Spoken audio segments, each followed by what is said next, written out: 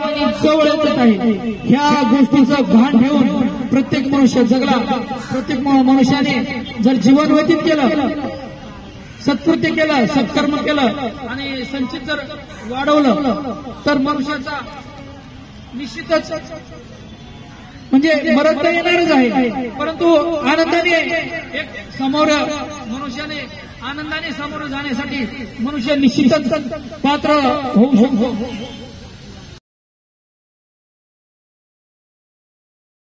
त्याच्या मागे बाण सोडला आणि पूर्ण ब्रह्मांडात फिरून सुद्धा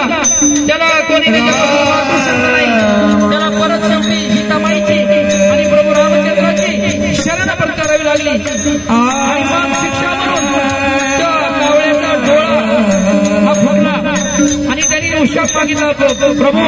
त्या बाणापासून मला कोणी वाचू शकणार नाही, तर मला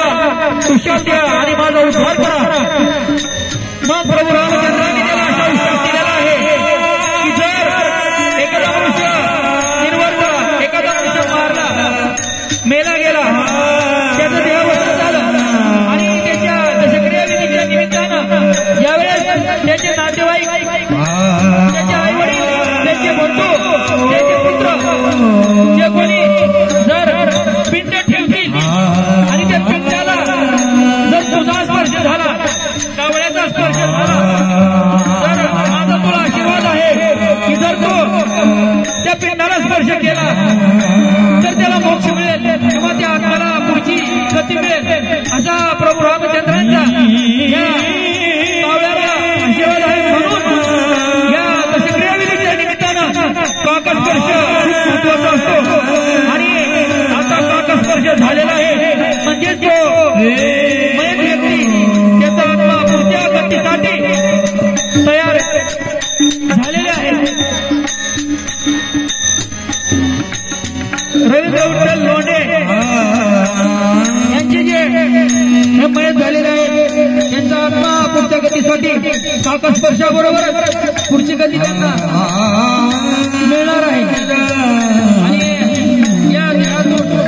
त्या संसारातून त्यांची सुटका झाली किंवा हा जो पिशाची अडीचा जो फेरा असतो तो फेरा फक्त काकस्पर्शानेच सुटतो असतं शास्त्र सांगतं आणि विज्ञानाचं सुद्धा त्याला असं प्रमाण आहे की कावळ्याला फक्त आणि हा जो आत्मा जो असतो तो फक्त एक कंपायमान, दोलायमान एक व्हायब्रेशन इंग्लिशमध्ये त्याला म्हटलं जातं की एक हवा का झोका म्हणतात, त्या पद्धतीचा एक हवेचा झोका असा तो एक प्रकारचा असतो। कंपायमान, दोलायमान हवेचा झोका म्हणजे आलेला असतो आणि कावळ्याच्या दृष्टीला प्रभू रामचंद्रांच्या आशीर्वादाने कावळ्याच्या दृष्टीला तो आत्मा पडतो आणि त्याला जर गती मिळाली, त्याला जर मुक्ती मिळाली तरच कावळा हा पिंडाला स्पर्श